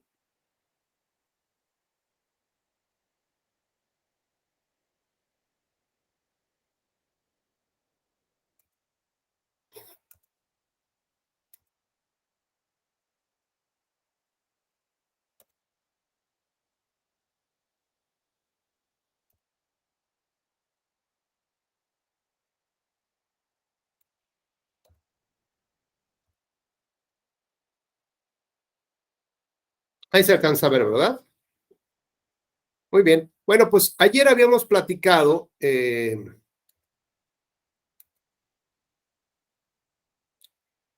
digamos, el ejercicio lo concluimos en función, recuerdan que el PRI tenía en una, bueno, primero obtuvimos la votación, se redujo la votación al punto que realmente contara la verdadera votación, que podía darme el verdadero precio de votos, llamémoslo así, de cada curul, ¿de acuerdo? Es como si dijéramos en una cuenta de los comensales del restaurante, oye, me estás cobrando el cubierto, me estás cobrando el pancito, el azúcar, la sal. Eso quítalo, eso no debe de venir, ¿no? ¿Por qué? Porque si no, enturbias más la cuenta y solamente por los verdaderos platillos son los que voy a pagar. Entonces, el PRI, bueno, todos los partidos obtuvieron sus triunfos de mayoría, que eso, cada uno tiene un peso específico. Después de ahí, lo que hicimos fue determinar cuál era la votación que deberíamos de tomar en consideración, quitando lo que no sirve y lo que de la votación emitida, de lo que está en la urna, encontramos un concepto que se llama votación válida. Y la votación válida es del total, quitar los votos nulos, candidatos no registrados, candidatos independientes. Entonces ya eso que no cuenta para nada, con esa votación válida, sacamos el porcentaje de votos de los partidos políticos para determinar quién tiene el umbral mínimo, quién tiene derecho a entrar a esta reunión de reparto de diputaciones. Entonces ya obtuvimos los porcentajes de los partidos políticos, quienes sí alcanzan el 3%, quienes no, pues esos tendrían que decirles como la canción de qué difícil se me hace, ¿no? Como el Big Brother, pues la despedida con todo y sus maletitas, se van por el puente y todos le decimos adiós. Bueno, ahora, de ese 3%, digamos, lo que la ley en Nuevo León determina es que por lo menos tengo que darles una curul a quien haya alcanzado ese lugar. Es como el premio por haber llegado a la meta. No me importa en qué lugar llegaste a la meta, que es el 3%, te doy una curul. Y se avientan el tiro de decir, y te doy hasta 2 si tienes el 6%. Con lo cual, esto beneficia, evidentemente, a los partidos de medianos a grandes. Bueno, a todos los partidos, pero en final más todavía de los medianos a grandes. Así que como los partidos que tienen derecho o que tuvieron un porcentaje o los que entraron a participar tenían más del 6%, de los 4 partidos a cada uno se les entregaron 2 curules. Teníamos 16 a repartir, por lo tanto nos quedan 8 y hacemos otra vez el análisis para ver si no se violan los límites que habíamos establecido, ¿no? Que eran los 26 distritos de mayoría relativa. Pues no, todavía digamos el mayor tenía 12 triunfos más 2 por premio, pues son 14, todavía les faltarían muchos para llegar a ese límite, ¿no? Y lo que hicimos es que ese porcentaje de votos real que tiene el partido le sumamos un 8%. Y con ese 8% hicimos la conversión de cuánto significaba en diputados. Entonces, por ejemplo, al PAN le tocaba hasta un máximo de 16, con una sobrerepresentación de 8 puntos. Al PRI hasta 15, y así nos fuimos con los 4 partidos que participaron. Después, bueno, ya lo que hicimos fue encontrar otro concepto de votación para poder diferenciarla de la emitida, de la válida, y ahora buscamos la efectiva. ¿Esto qué significa? Quitar los votos de los partidos que no obtuvieron el 3%. Ya los quitamos, se fueron. Pero todavía nos queda el premio de la curul. Eso representó votos. Así que a los partidos que les dimos una curul, hay que saber cuánto cuesta cada curul. Y lo que hacemos es que con todos los, digamos, con esta votación válida o efectiva, donde ya quitamos el 3%, tenemos una bolsa de votos. y dividimos entre los 8 diputados que todavía faltarían por repartir para saber exactamente cuánto cuesta. Con lo cual ya nos da un valor. Ese valor se lo tenemos que quitar a los partidos políticos, digamos, como un intercambio. Yo te doy la curul, tú me das tus votos. O sea, no es tan de a gratis, ¿verdad? O sea, esta curul cuesta tanto, así que quito tus votos para tener ya una votación verdaderamente efectiva, ¿no?, de lo que me va a costar cada una de estas 8 diputaciones. Por lo tanto, ya tengo el dato de los votos ya totalmente rectificado, ya sé exactamente cuánto me puede costar cada voto, digo, cada diputado en votos, lo divido entre 8 y me da el número exacto del peso que cuesta cada curul. Lo que hago es ahora dividirlo entre la cartera que le quedó a cada partido político. ¿Cuántos votos te alcanzarían para comprar cuántas curules? O sea, ¿cuántos votos tienes para cuántas curules? Y vimos que al PRI le podían alcanzar comprar 2, llevarse 2 curules, pero eso haría que rebasara su tope máximo de 15. Por lo tanto, ahí no podíamos darle al PRI 2, solamente podíamos darle 1. Y con eso alcanzaría su tope máximo. Entonces aquí aplicamos la regla, pues de que si ya alcanzaste tu juego máximo, pues ya no tienes por qué seguir ocupando una silla. Vas para afuera, ¿no? Pero te quito, digamos, los votos que te costó esa curul, que se llamó cociente electoral. El cociente electoral fue tomar la bolsa de votos y dividirla entre 8 y me salió un cociente, me salió un resultado. Bueno, el PRI solamente se puede llevar 1, pues yo ya tomo sus votos y despido al PRI, ya con su voto. ¿Esto qué significa? Significa que tengo que empezar, no de 0, pero sí en el paso 3. ¿Por qué? Porque ahora tengo un cociente rectificado. Ya quité los votos del PRI y ya le di una diputación. Tengo que volver a hacer ese mismo ejercicio sin el voto, los votos que le costó al PRI esa diputación, para sacar otra vez una bolsa. ¿Cuántos votos tengo? Y dividirlo ahora entre 7. Teníamos que, cuando dividíamos entre 8, el voto, digamos, la curul costaba 175,000 votos, algo así, 170,000. Ahora, entre 7 y quitándole ya parte de los votos del PRI, que se llevó sus 170,000 votos, ya los destinó con su curul y ya se fue. Entonces, quitamos esos 170,000 votos de la bolsa y ahora lo dividimos entre 7. Por lo tanto, el cociente rectificado nos da 134,000 votos, algo así, más o menos.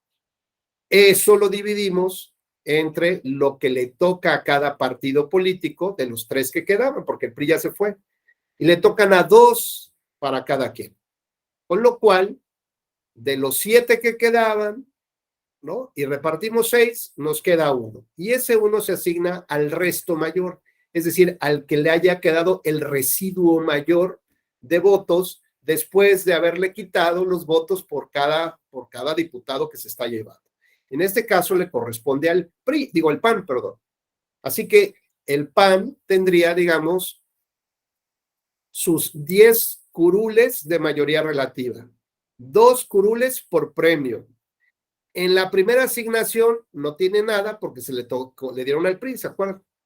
En un segundo cociente electoral le tocan otros 2 y por resto mayor le toca 1, con lo cual el PAN alcanza su tope máximo de sobrerepresentación 16, el PRI alcanzó su tope máximo en 15, ¿no? Su tope máximo de 8 puntos porcentuales. Pero ¿de dónde obtenemos diputados extras que no les correspondían? Pues no aparecen por arte de magia.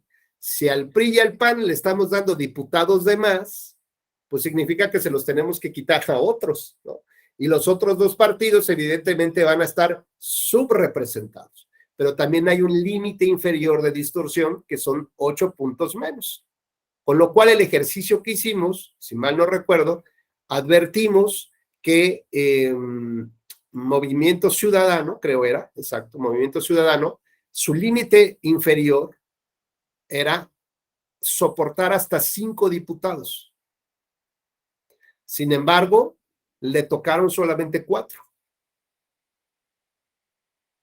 Con lo cual, con estos 4 diputados, rebasaba el límite inferior. Eso significa que había una subrepresentación, pues fuera de la norma, fuera de los límites. Por lo tanto, lo que teníamos que hacer era devolverle un diputado a MC para que tuviera por lo menos el mínimo, ¿no? El mínimo, que son 5.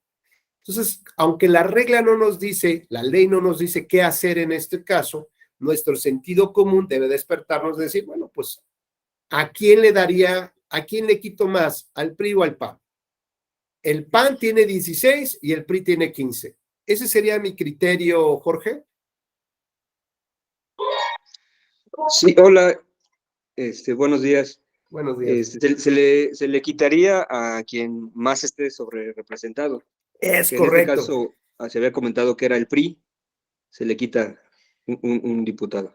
Es correcto. No me voy por el criterio de quién tiene más diputados, que en este caso sería el PAN. A lo mejor en una primera lógica diría, no, bueno, pues el PAN tiene más, le quito 1 al PAN. No. Como bien señala Jorge, el que esté más sobre representado.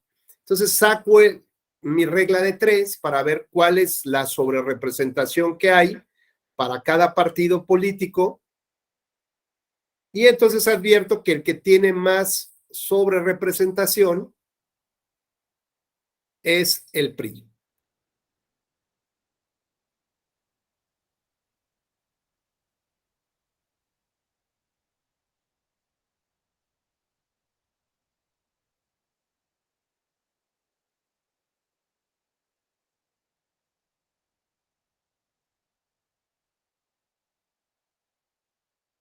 Ahí está. Ahí regresamos. Este es como el resumen de nuestro ejercicio que hemos hecho durante 2 días y que acabamos de platicarles en este momento. Tenemos en la primer columna, Leila, los partidos políticos, ¿no? En la segunda, cuántas diputaciones de mayoría obtuvo, o sea, en cada de las 26 regiones en las que se dividió el Estado, hubo competencia y quienes ganaron en esa región, en ese territorio que se llama distrito electoral, pues, digamos, tiene su espacio de mayoría relativa, así se llama, ¿no? Entonces, donde tenemos la segunda columna, MR, eso es el triunfo que le dio el voto directo. Y ahí tenemos los resultados. 10, 12, el verde 2 y un partido local tiene 2. El siguiente ejercicio, la siguiente columna representa el ejercicio de premio al que obtuvo, al que llegó a la meta del 3%. Y tenemos que el verde ecologista y el partido local, a pesar de tener triunfos de mayoría, no van a tener derecho a participar en la asignación de diputados de representación proporcional, porque no alcanzaron el 3%. Y de hecho, perdieron su registro local, ¿no? Como tal, porque la ley les obliga a mantener ese porcentaje. Así que, por premio, se le otorga, adelante, Jorge, no hay problema. El premio se le otorga al PAN, al PRI, a MC y a Morena, 2 para cada quien. Ya quitamos los votos de los partidos del PBM y del partido local, ¿de acuerdo? Ya los quitamos.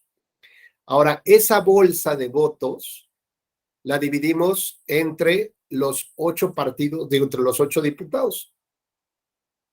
Y que técnicamente hubiera sido entre 16, porque todavía no se asignaría. La lógica, en mi lógica, a pesar de que esto es otra cosa, pero en la lógica de Rubén, tenemos la bolsa de votos, quitando los partidos que no tienen derecho a jugar, ¿correcto? Bueno, esa bolsa la divido entre las 16 diputaciones que voy a repartir y ya me da un número determinado. Ahora ya sé cuánto, digamos, cuánto cuesta cada diputado. Si voy a entregarles un premio a los partidos que hayan alcanzado el 3%, pues significa que yo debería de quitarles ese costo, ¿no? De los votos por cada uno de los diputados. que les estoy entregando. Pero ahí puede existir también otro criterio, no digo que el mío esté bien y el otro no. El otro criterio puede ser, oye, ¿cuánto es el 3% de los votos? Pues esto, por haber llegado al 3%, te voy a quitar todos tus votos. Y eso pues les complicaría a los partidos políticos, que podría ser otra opción. A ver, cada diputado te cuesta 3%.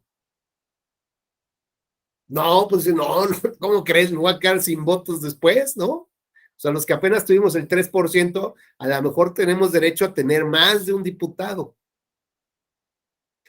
Lo importante es ver cómo la fórmula trata siempre de llegar al punto de equilibrio en cero. Y esa es la interpretación que hay que hacer. Puede ser que derivado del caso y de los resultados, la interpretación varíe de un proceso electoral a otro. Lo importante es que las reglas siempre se estén reinterpretando para ver cómo el principio cero, el principio de proporcionalidad pura, realmente es como mi inspiración. Y si por los números de matemáticas me cambia la interpretación, ni modo, lo tengo que hacer. No es una interpretación que debe quedar, digamos, siempre firme para todos los procesos. Dependerá de cómo las matemáticas están funcionando o están operando. Bueno, pues conforme a estas reglas que tenemos y que fueron validadas por el tribunal, se determinó cuánto costaba cada diputación. Así que, conforme al premio que se les dio, se les retiraron sus votos y se quedaron con su diputado. Así que, ya una vez que purificamos, digamos, la votación, quitando los votos de aquellos, digamos, lo que representaría, digamos, este premio, obtuvimos el cociente electoral. Es decir, cuál es el costo real de votos por cada una de las diputaciones que nos quedan, que fueron 8.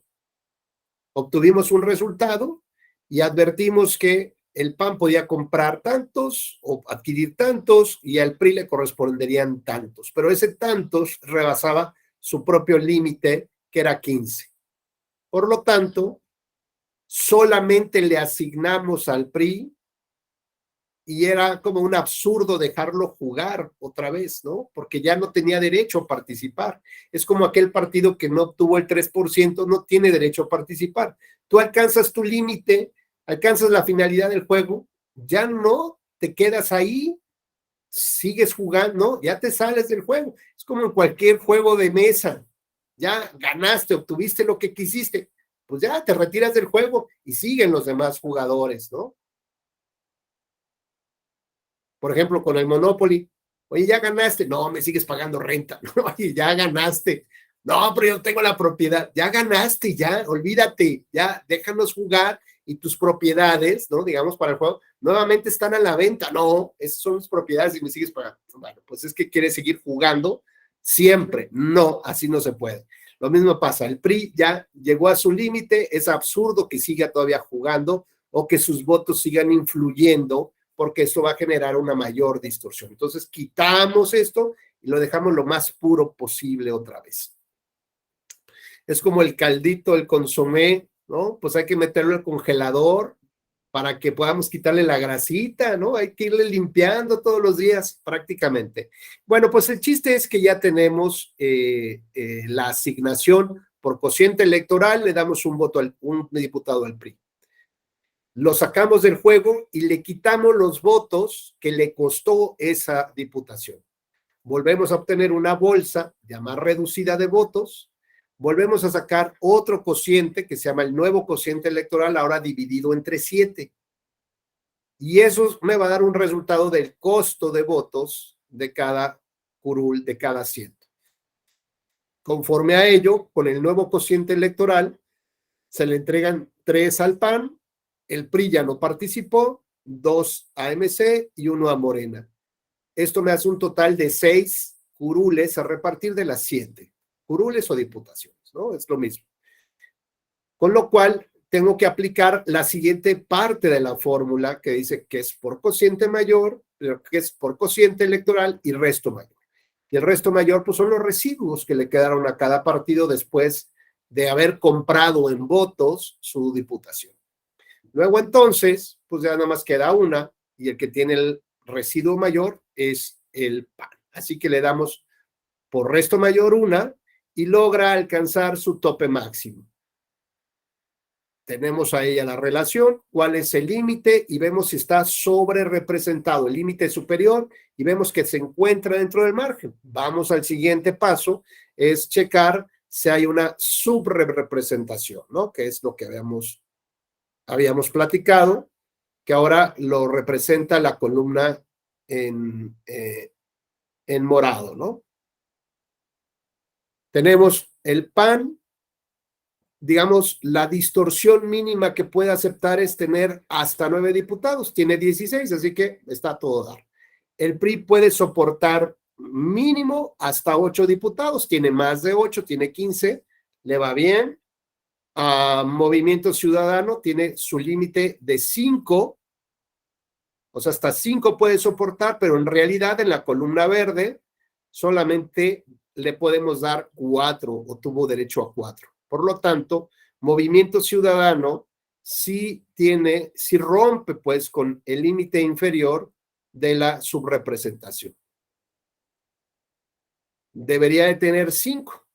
Con lo cual, como decía nuestro compañero, bueno, pues hay que quitarle en el criterio, hay que quitarle una a quien más tenga o a quien tenga un mayor número de sobrerepresentación. No significa de números de diputados, sino de sobrerepresentación. Por lo tanto, el PRI, que tiene un porcentaje de sobrerepresentación de 7.3, bueno, pues a ese es el que le hay que quitarle, porque el PAN, que es el que lo sigue, tiene de 6.5. Así que de las 15 que tenía el PRI, pues ahora se queda con 14.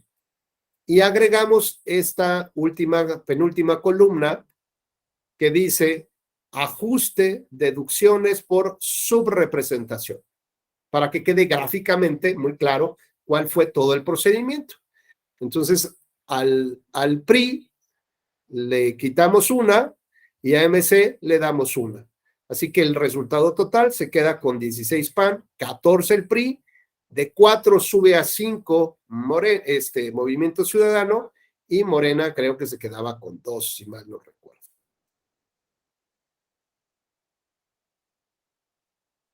Correcto. Con lo cual ya tenemos las 42, los 42 diputados.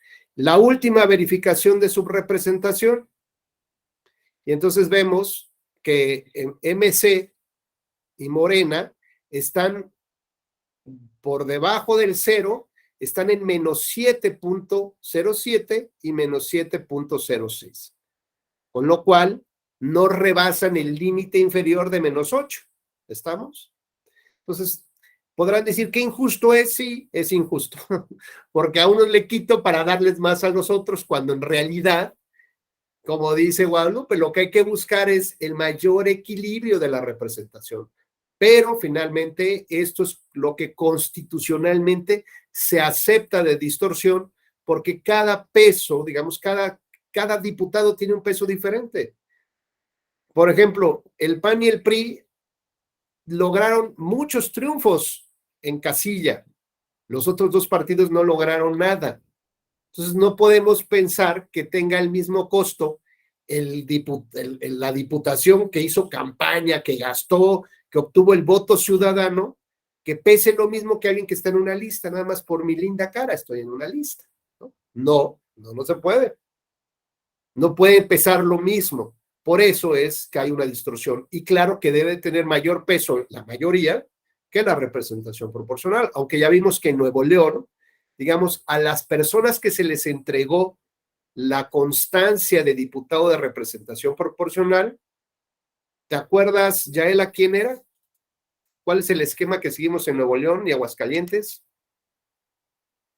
¿Es una lista cerrada y bloqueada? Tu micrófono, Yael, por favor.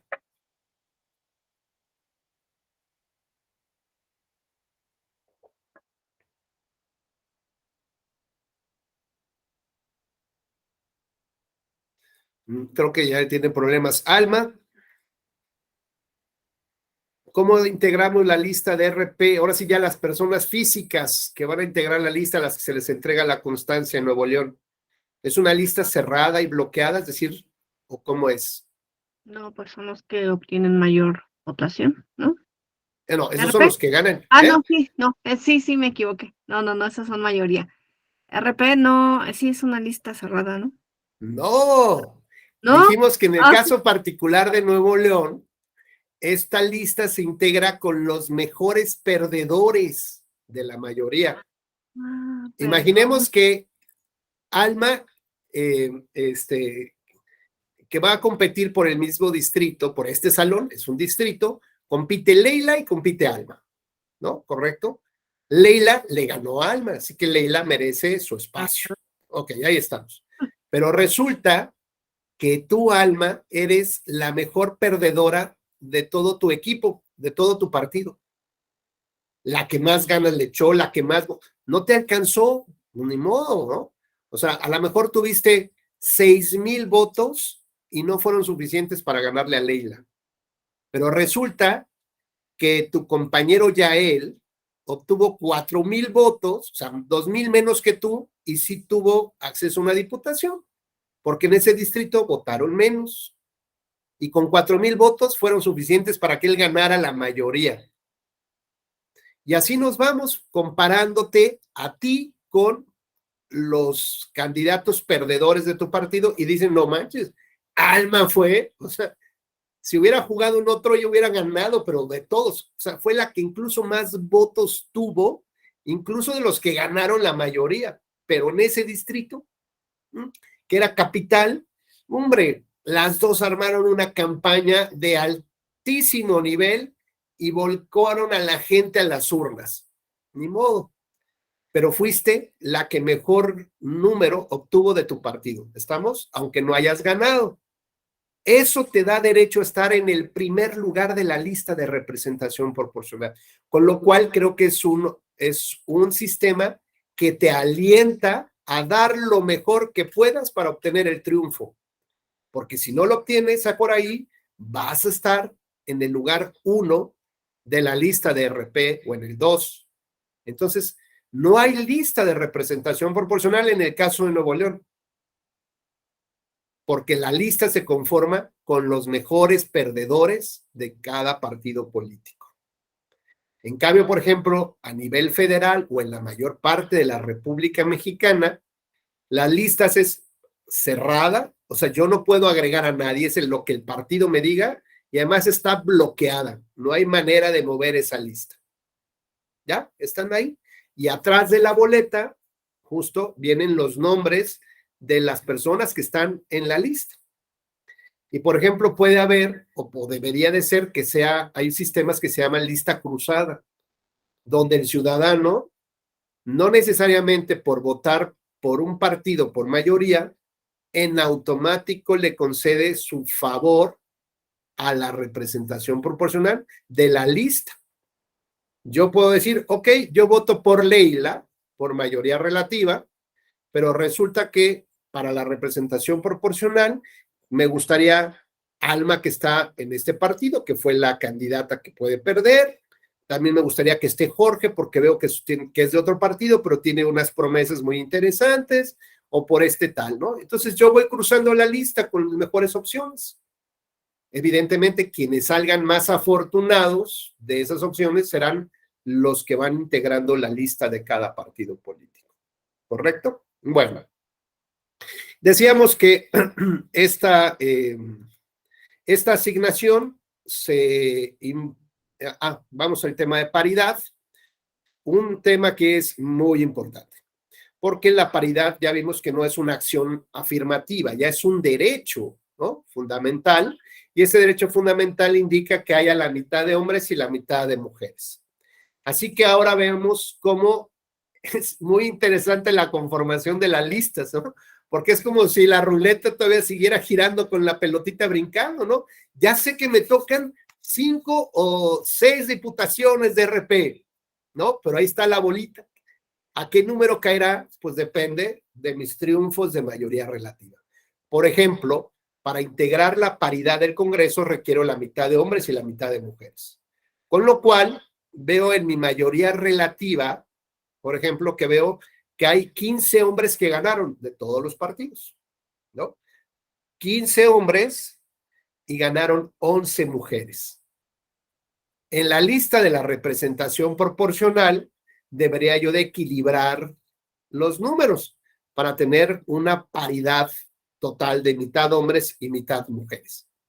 Así que bueno, en la representación proporcional se tiene que escoger, por ejemplo, si es en la lista, bueno, pues acuérdense que hay listas que que van alternadas. Va a lo mejor, si empieza primero por hombre, la que sigue la siguiente debe ser mujer, y así, hombre, mujer, ¿no? Y cada fórmula debe ir integrada por personas del mismo sexo. Es decir, si es mujer, el propietario, la suplente tiene que ser mujer, para que no se dé el fenómeno de las Juanitas que ya platicamos, que renuncia a la mujer titular y sube el hombre, y con eso alteramos otra vez la paridad. Pero en el caso de que el titular sea un hombre, pues lo lógico es que el suplente también sea un hombre, pero podría ser que hubiera una mujer.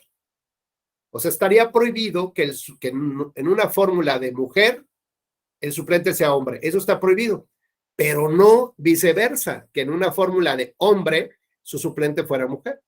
Porque posiblemente si él dejara de ser el titular, el propietario, la mujer sería quien asumiría. Y con esto estamos favoreciendo, digamos, ahora sí como tipo acción afirmativa, lo que estamos favoreciendo es que haya más mujeres que tengan representación en el Congreso, ¿no? Y entonces, bueno, aquí tenemos que el tema quedó en 6 hombres. Tenemos que manejarlo para que queden 6 hombres y 10 mujeres. De esta manera ya tendríamos 15 más 6, ya tenemos 21, y 11 más 10, también ya tendríamos 21 de cada sexo. Por lo tanto, ya tendríamos ahí la distribución adecuada para cada caso. Y esto es un sufrimiento para los partidos políticos, pues sí, porque hay veces que les corresponde, si el partido ya tiene muchos hombres, pues tiene que meter más mujeres para equilibrar.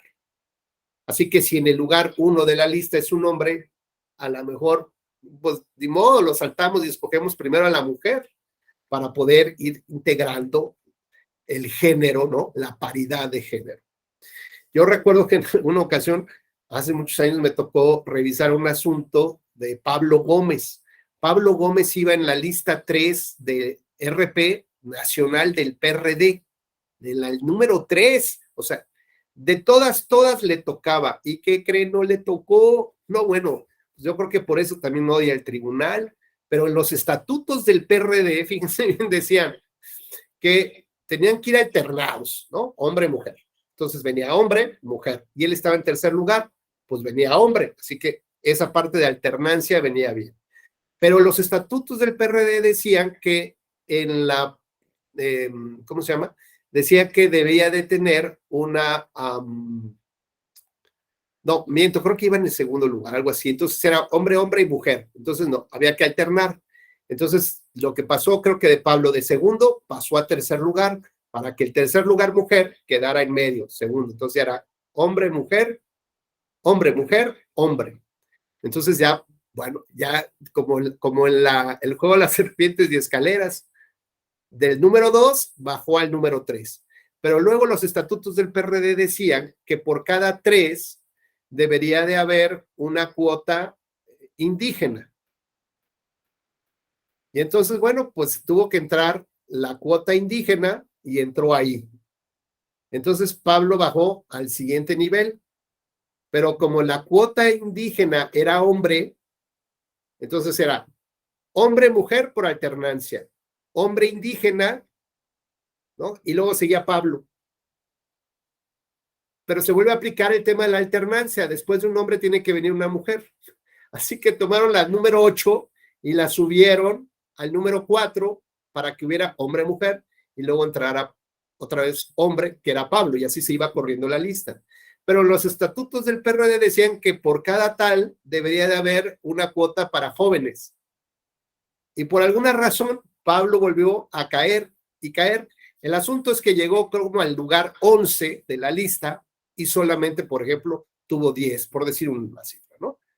Y quedó fuera de la representación proporcional a pesar de estar en los lugares más cercanos al número 1, ¿no?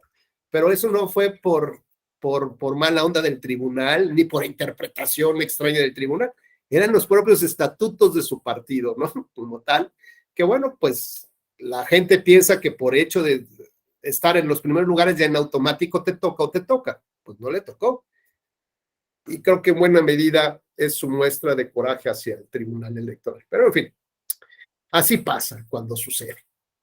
Muy bien, tenemos entonces que esta asignación se impugnó porque todavía estaban pendientes de resolverse juicios de inconformidad que iban a resolver sobre nulidad electoral, ¿no?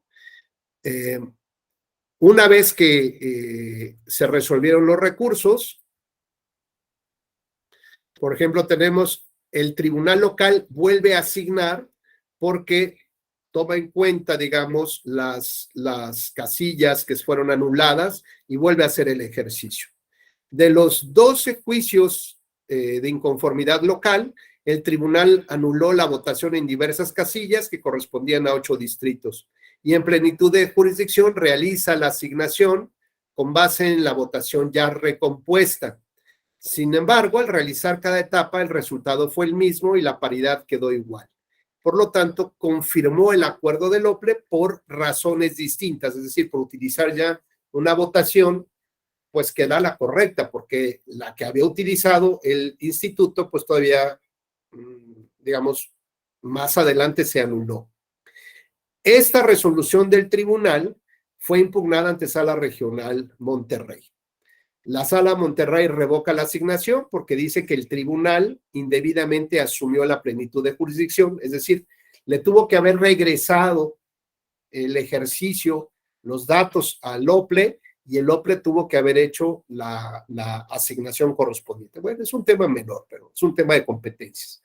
Además, con motivo de los juicios ante la Sala Monterrey, también se determinó anular la votación en otro distrito, es decir, había una recomposición de los cómputos.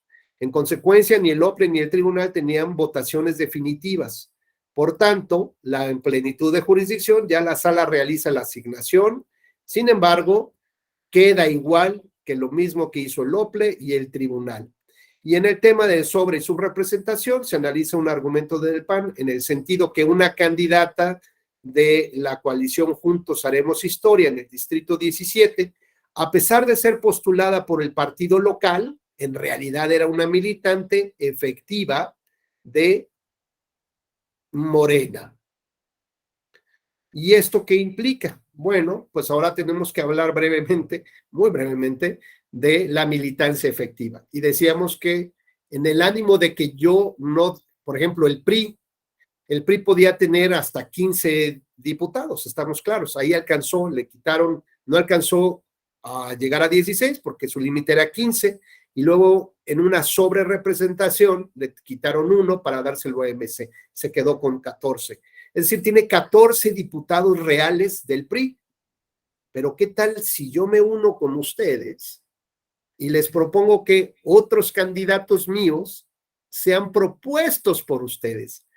Nadie se va a dar cuenta, ¿no?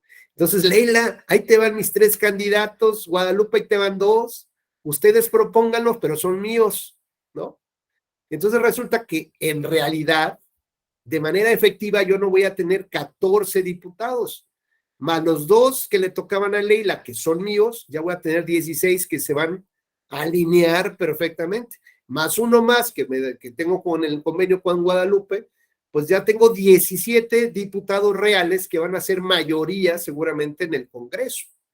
Entonces el tribunal tiene que estar muy a las vivas, igual que los partidos políticos, para que no hagan chanchullo. Los partidos digan, no, a ver, este es tuyo, no te hagas, ¿no? Este no puede formar parte, este realmente le corresponde a Morena, este le corresponde al PAN, al PRI, y lo estás metiendo por otra casa, pero son tuyos. Con lo cual, Esto implica que el tribunal también debe de hacer ajustes. ¿Qué es lo que haría, por ejemplo? Yo lo que haría en mi caso si detecto que ese diputado o diputada en realidad no es del partido local, sino es de, bueno, pues se lo subo a Morena. O en todo caso, si Morena ya rebasa eso, le quito uno de los suyos para poder nivelarlo, porque no puede estar excedido como tal. Para que vean que siempre hay manera de los creativos de hacer más compleja algo que podría de por sí ya está complicado, pues siempre buscan tener más y más poder, incluso defraudando a la ley y siempre defraudando al electorado. Vamos a hacer una revisión, si me lo permiten, 2 minutos nada más, un poco, de lo que vendría a ser Aguascalientes. Muy breve, en Aguascalientes tenemos 18 diputados de mayoría relativa. Si hay algún dato, bueno, esto es nuevo, pues les ofrezco una disculpa, pero a 2021 esos son los datos. 18 de mayoría, 9 de RP, con lo cual tenemos 27. El límite, nadie más de 8 ni menos de 8. ¿Qué es lo que se hizo aquí? Aquí vamos a ver los resultados. Tenemos la votación recibida, ¿ok? Lo que tenemos que hacer es quitarle lo que no sirve, los votos nulos, los votos de los candidatos no registrados y de los independientes para tener la votación válida. Y conforme a la votación válida, sacamos un porcentaje, que es la tercera columna. Y ya tenemos ahí el PAN ganó el 43%, el PRI el 9%, el verde 3%, etcétera, etcétera. La siguiente columna del medio, analizamos si rebasó el 3%. Sí, no, tal cosa, ¿no? Conforme a la legislación, se otorga un premio al partido que obtenga que llegue a la meta del 3%. Entonces, de los diputados a repartir, aquí se asignan 5 por premio a los que tienen más del 3%.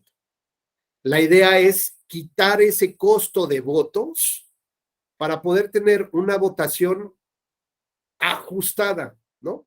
Porque esos ya se ocuparon como tal. De lo contrario, repartimos ya diputados, pero los votos siguen siendo lo mismo, con lo cual ese criterio implicaría tener un elemento que vuelve a distorsionar la fórmula, porque el premio no es de a gratis, el premio debe también tener un costo, y ese costo hay que quitarlo como tal.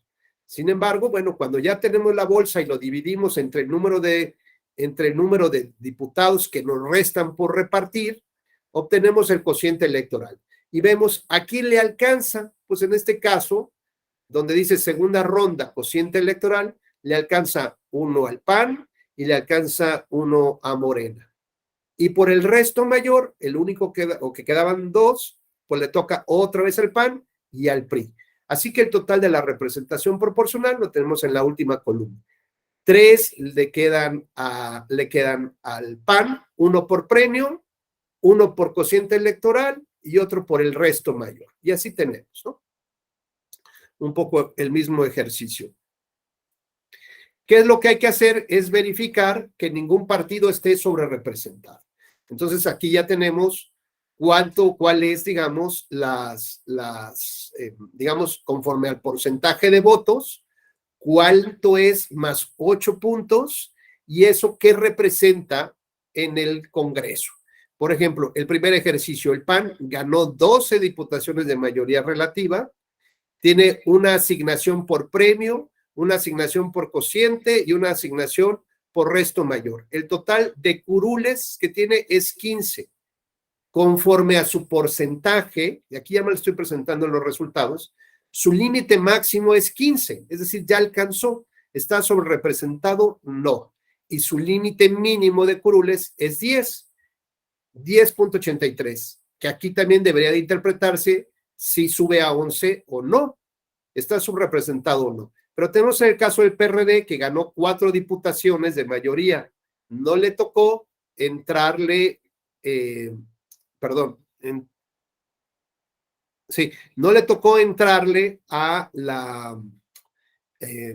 al porcentaje, o sea, no tuvo por premio y por lo tanto no tiene derecho ni a cociente electoral ni a resto mayor, pero se quedó con sus 4 triunfos. Conforme a un ejercicio hipotético, esto es porque no le corresponde la RP, su límite máximo de curules en términos de su porcentaje hubiera sido de 3. Sin embargo, tuvo 4 curules. En este caso, sus triunfos de mayoría le dan una sobrerepresentación, porque ya vimos entonces esto que les digo, que cada curul tiene un peso diferenciado. Y este peso es un ejemplo muy claro de por qué vale más o pesa más que la propia representación proporcional. Sus propios triunfos pesan más que los diputados de representación proporcional. Con lo cual es válido y se tiene que quedar con los triunfos que obtuvo. Evidentemente no alcanzó el porcentaje, pierde incluso su registro, si hubiera tenido como partido político local, por no haber tenido el 3% de la votación, pero en este caso se le respetan sus triunfos de mayoría relativa porque es el triunfo también del electorado. Pues hasta aquí quedamos con esta charla. Lo mismo más o menos aplicamos para la asignación de regidurías de representación proporcional, pero me parece que lo más relevante lo tenemos aquí en estas fórmulas. Cada estado es libre de establecer las reglas siempre y cuando respete la mayoría relativa y la representación proporcional.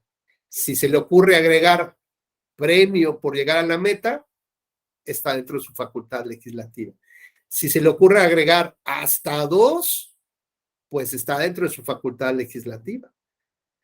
Lo importante es que veamos también otros retos como esta militancia efectiva, que no solamente por una coalición puedas meterte, digamos, como por la lateral del periférico para poder llegar al objetivo de tener una sobrerepresentación artificial engañosa, ¿no? Engañando al sistema, engañando a la autoridad y engañando al electorado.